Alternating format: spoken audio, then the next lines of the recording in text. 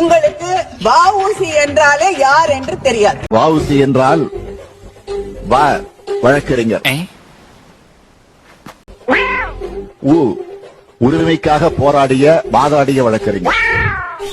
C உரிமைக்காக வாதாடி சிறை சென்ற வழக்கறிஞர். நீ ஸ்கூலுக்கே போனது இல்லையாடா? Get out sir. Get out sir போடா. இந்த இடம் எனக்கு ரொம்ப பிடிச்சிருக்கு. இதுல இருக்கிற ஒரு வாட்டமே வேற. இப்படி உட்காருவேன். தம்பி கீழ இறங்கு. இதுல உட்கார்றோம். தம்பி கொஞ்சம் டயர்டா நான் ஊந்துருவேன். கீழ இறங்கப்பா. ராஜா பகவத் மாதிரி இருக்கா? ஓகே தேங்க் யூ கீழ. ஆனா இங்கல எனக்கு இருக்கிற சௌரியமே வேற. இந்த கிராம கீழ இறங்குப்பா. திமுக ஒரு தீய சக்தி.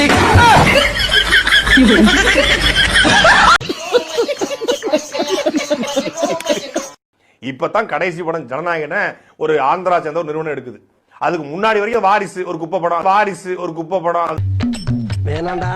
மிக சிறப்பான முறையில ஒரு குடும்பமாக உட்கார்ந்து பார்ப்பதற்கான படம் தான் வாரிசு. ஐயோ இவன் என்ன ஜென்மம், சரியான சாக்கடையா இருப்பான் போல் இருக்கே. ரொம்ப சிறப்பாவே விஜய் அவர்கள் நடிச்சு கொடுத்திருக்காங்க. தெரியுது, நீ மூடு.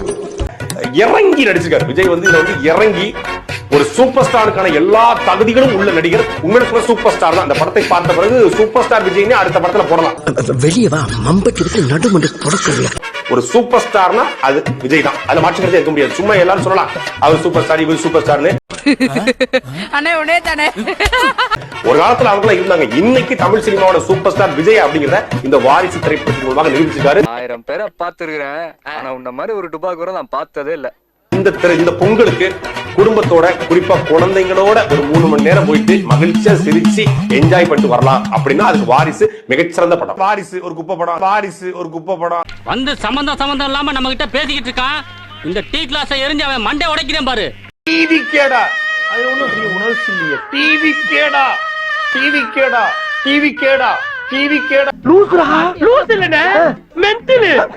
மரியாதைக்குரிய திரு கே என் நேரு அவர்களிடம் பேச இருக்கின்றோம். வணக்கம் சார். வணக்கம்.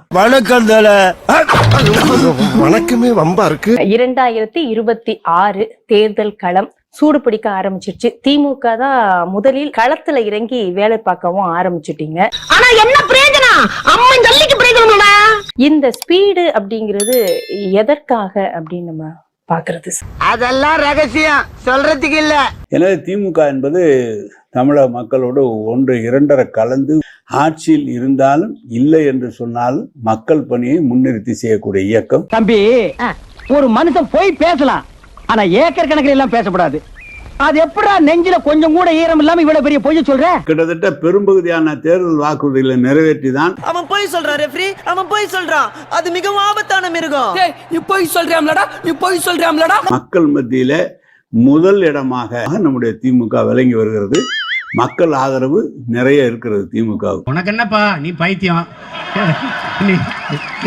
நீ என்ன வேணாலும் பேசலாம், நாங்க அப்படியா? நாங்க சரியாத்தான் பேசுறோம். ஆனா உங்க கூட்டணியில இருக்கக்கூடிய சிபிஎம் உடைய மாநில செயலாளர் பே சண்முகம் அவர்கள் பேசும்போது கூட பெரும்பாலான வாக்குறுதிகள் நிறைவேற்றணுங்கிறாரு. அப்படியா சொன்னா? இதை விட கேவலமா ஒன்னு சொன்னா சொல்லட்டுமா? நீங்க ஏதாவது சொல்லித்தானே அவங்களும் கட்சி நடத்த முடியும். கட்சி நடத்துறது ஏதாவது சும்மா இருந்தாங்க எல்லாருக்கும் மாலை போட மாட்டாங்கல்ல. இப்ப இருப்ப காட்டிக்கிறதுக்காக இந்த குற்றச்சாட்டு அவங்க ஆமாங்க, உண்மைமா சத்தியமா அவங்க எப்படி போய் சொல்ல முடியும்? நீங்க எல்லாம் திமுக நல்லா செஞ்சிருச்சு அப்படின்னு சொல்லிட்டு அவருக்கு யாராவது திரும்பி பார்ப்பாங்களா? நீங்க சும்மா செஞ்சுட்டாலும் நாங்க அப்படியே அசந்து அழுத்துத்தான் போயிருவோம். இங்க இருக்கிற நெல்லெல்லாம் வீணா போயிருவோம். வேலை வேணா போ. திமுக அப்படிங்கிறதுக்கு கூட்டணி தான் பலம் அப்படிங்கறத எப்படி பாக்குறீங்க? திமுக தனித்து நின்னு ஜெயிக்க முடியுமா? அப்ப கூட்டணியை நம்பிதான் திமுக இருக்கு. இப்போ நடிகர் விஜய் அவர்கள் இந்த முறை 2026ல களம் காண்கிறார். திமுக அவரை எப்படி பாக்குறாங்க? தெளிவாக இருக்கிறார் தல முதலமைச்சர். அப்புறம் ஏன்டா கண்ணு கலங்குது? சரி. நாங்கள் தேர்தல் நேரத்தில் சொன்ன வாக்குறுதிகளை நிறைவேற்றி இருக்கிறோம். தொடர்ந்து என்ன செய்ய வேண்டும், மக்களுக்கு செய்ய வேண்டிய பணிகளை தொடர்ந்து செய்து கொண்டிருக்கிற காரணத்தால். தம்பி, காமெடி வேண்டாம், நான் சொல்லிட்டேன். நானு காமெடி பண்ணாதேன்னு சொல்லியிருக்கேன். நாங்கள் தைரியமாக மக்களை சந்திக்கக்கூடிய இயக்கமாக தலைவராக முதலமைச்சர் இருக்கிறார். எனவே வெற்றி பெறும். என்ன பேசிட்டு இருக்கும்போது பிபி ஊதுற? உங்களை பார்த்தா சிறப்பு போலீஸ் மாதிரி இருக்குங்க சார். நம்பிக்கை தானம்மா. மக்கள் எங்களுக்கு தைரியம் இருக்கு, நம்பிக்கை பாக்குறோம், மக்கள் நல்லா இருக்கிறாங்க. இங்க பேசிக்கிட்டு இருக்கா. இன்றைக்கு எல்லா இடங்களிலும் பெண்களுடைய ஆதரவு என்பது திமுகவுக்கு, குறிப்பாக நம்முடைய தளபதிக்கு குறிப்பாக பெண்களுடைய பெரும்பகுதியாக இருக்கிறார்கள். இன்றைக்கு இருக்கிற மக்களுடைய மனநிலையை வைத்து திமுக நிச்சயமாக வெற்றி பெறும் என்ற அந்த நம்பிக்கை இருக்கிறதா? வாய்ப்பில்லை ராஜா, வாய்ப்பு. தூய்மை பணியாளர்லாம் பாதிக்கலாம் இல்லை, அவங்க கேட்கறாங்க, நிரந்தரம் கேட்கறாங்க. அது வாக்குறுதி கொள்கை முடிவு சார், நிதி நிலைமைக்கு ஏற்பதான் வாக்குறுதியை நிறைவேற்ற முடியும். அதனே மிக சிறப்பாக திமுகவுக்கு மக்கள் மத்தியில சிறப்பான இடம் இருக்கிறது.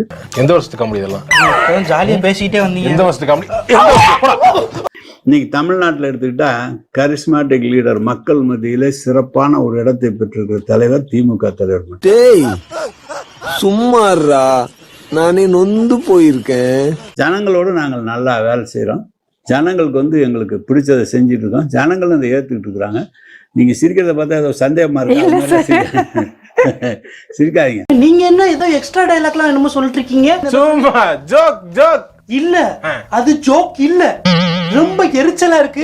ஸ்டாலின் அவர்கள் ஆரம்பத்துல சொன்னதுதான், தினமும் தூங்கி எந்திரிச்சா என்ன நடக்குமோன்னு ஒரு யோசனையா இருக்கு.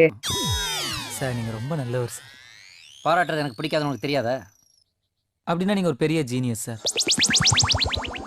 இப்ப ஸ்டாலின் அவர்களுக்கு மட்டும் எதுக்கு இந்த அமைச்சர்கள் இந்த குடைச்சலை கொடுத்துக்கிட்டு இருக்கிறாங்க? ஏண்டா டேய், எனக்குன்னே வருவீங்களாடா?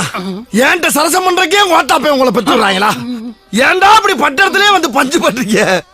ஏன்னா ப்ளீஸ், நீங்க சீனியர்ஸ்க்கெல்லாம் அதுவும் திமுகலே ஆரம்பத்திலேருந்து பயணித்தவர்கள்லாம் இருக்கிறீங்க. குறிப்பா அதிமுகவிலேருந்து திமுகவுக்கு வந்தா உடனே அமைச்சர் பதவி, மற்ற பதவிகள்லாம் கொடுக்கப்படுது. அத வேற ஞாபகப்படுத்திட்டீங்க. நெஞ்சமெல்லாம் பொண்ணு அறக்கு தம்பி, மறக்க முடியல. அப்போ பேஸா இருக்கக்கூடிய திமுக தொண்டர்களும் நிர்வாகிகளோட மனநிலை எப்படி இருக்கும் சார்?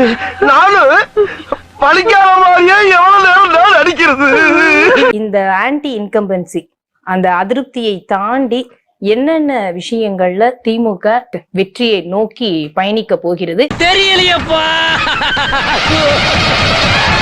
தமிழ்நாட்டுல முக்கியமா மக்களுக்கு தேவையானது குடித நீர் கொடுக்கணும், சாலைகள் போடணும், மருத்துவ வசதி கொடுக்கணும். அப்படியே நொட்டிடுவாரு இவரு. அப்படியே யூரோப்ல போய் பெரிய தொழிலதிபர் ஆயிடுவாரு இவரு.